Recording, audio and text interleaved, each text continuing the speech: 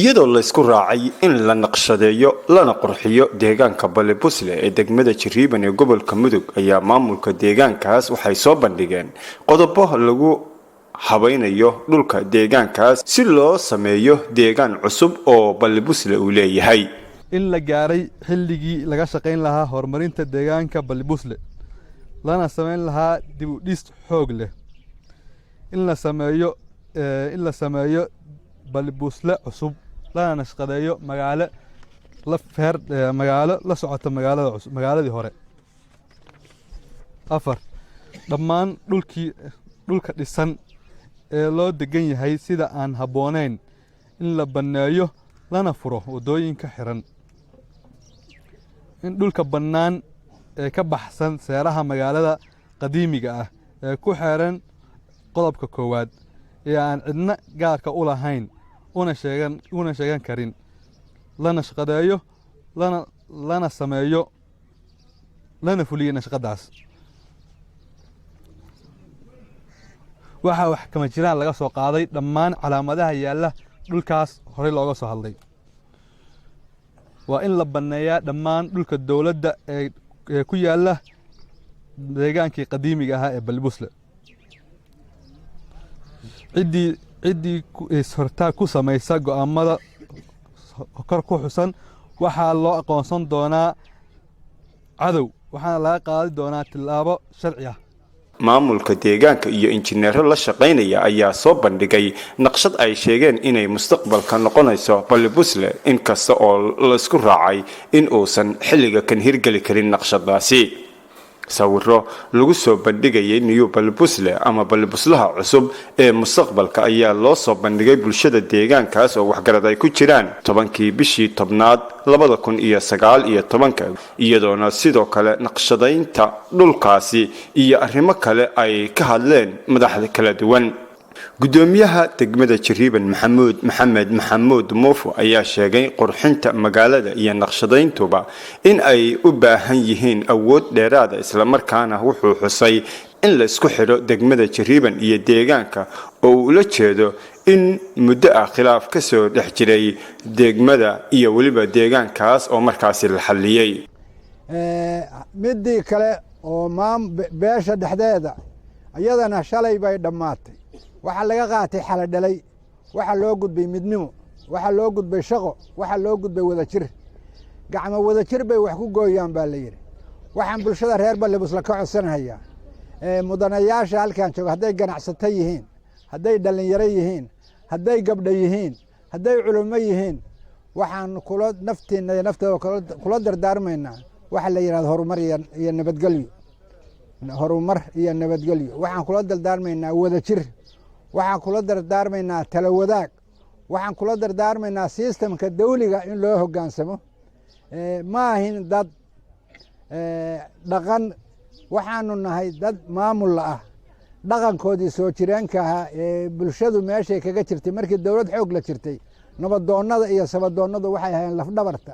dawladda iyo u dhaxeeya iyo maamulka waxaan rabnaa marka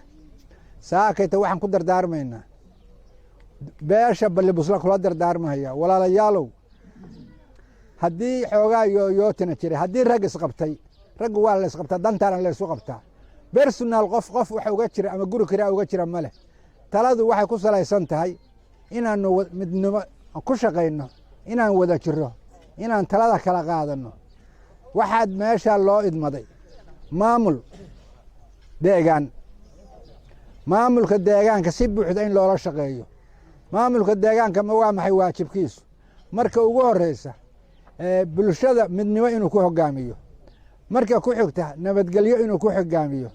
marka ku xigta cadaalad inuu ku hogaamiyo gudoomiyaha gobolka Mudug Axmed Muuse Nuur ayaa dhankiisa xoojiyay hadalkii gudoomiyaha degmada wuxuuna sheegay in dhulkaasi hadii uu yahay dhul ku yaal magaalada dhexdeeda ay adag tahay si loo habeeyo wuxuuna sidoo kale talo ku soo jeediyay in dadka deegaanka iyo waliba degmada iyo gobolkaba dhulkaas arintiisa ay isla saxaan isla markaana uu la wadaago dawladda dhexe ee Puntland waxa haray barnaamijka town balaanka magaalada naqshada lagu sameeyo kolley town balan rasmiya ma samaysanaysaan oo inta qof design topografista loo diro oo calaamadiyo meel alla meesha wada geli karto wax kastoo ka dhisan la jiiro ma samayn doontaan baan u malaynayaa waqtigeeday tahay laakiin midaan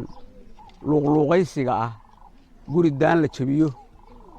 balbala la jiiro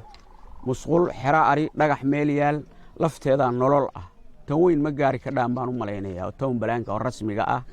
oo inta naqshadu ku dhacdo naqshadii kaliya la fiirsado la sameeyo iyada ma gaaraysaan tan luuqluuqsiga laftiisa si cadaalad u sameeya oo alla taqaan oo aan cidna tacaddi ku ahayn ku sameeya warqadan aad nagu soo qadheen oo saxiixa naga rabta waxaan idin fasirayaa say noqonayso beeshu waxay gaaraysaa go'aan iyo guddoomiyaheeda iyo cuqaasheedu waraaqa bay saxiixayaan town balaanka ah degmada la tagaysa degmadu waxay leedahay sharci astaan iyo riif lambar iyo tiim bare shacabka wax lama saxiixato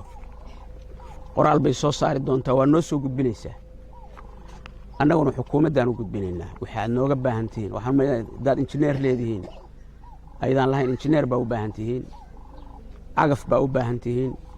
hay-adda waddooyinka iyo uga baahan tihiin dhaqaalo badan baa ku baxaya haddaad town balaan dabcadaan inaad samaysaan shidaal fara badan baa ku baxaya askartu biil bay idinka rabtaa guri nin miskiin oo aad dhinac jabiseen dhisid buu idinka rabi doonaa waa maamulka ogaada arrintaas dhinac baa jabiseen idinkaa dhisaya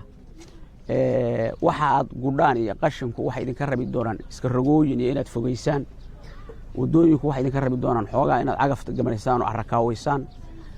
waa in dadku isagoo isku duuban hawshaa wada qabtaa soo bandhigii naqshadii deegaanka lagu soo bandhigay kadib ayaa ceelasha biyaha ee deegaankaas waxaa ka bilowday dhulkii la dejin lahaa niyo balbusyadii la sheegay iyadoona cagaftii ugu horreysay la geliyey meel aan sidaas uga fogayn haantii ama waastadii ay ka cabayeen xoolaha taas oo markii dambe keentay in bulshadii reer guuraaga ahaa iyo maamulkii ku howlanaa niyo balbusle ay isku qabteen dhulkii ceelbiyoodka uu ku fadhiyey iyo weliba sidoo kale marinka xoolaha ee ceelashaasi biyaha gudoomiye ku-xigeenka degmada Jariban mudane Mursal Cabdulla Khalaf ayaa ka digay dhibaato ka dhalata arrinta khilaafka reer guuraaga iyo weliba dadka deegaanka wuxuuna sheegay in ceelasha buuqa ka dhashay cid iibin karta aysan jirin iyo weliba sidoo kale cid wareejin karta qorshe dawladeed iyo weliba shacab la isla qaatayna ay tahay halka kaliya ee lagu iibin karo dhulka ceelka iyo weliba agagaarkiisa waxa way ceelkan saan ka warqaba anigu xilliga la qodo meesha la qodo ma dhalaan taariikhda ku qoran ceelkan ma dhalaan لحنا يا أفرتي لحنا سدح لحنا الله تعرف أسألكم وحها عاد صومالية بل بص العيال كاسي ككوبان تهاي بل بص كوري متشلو بل بص نسوي كوري عارف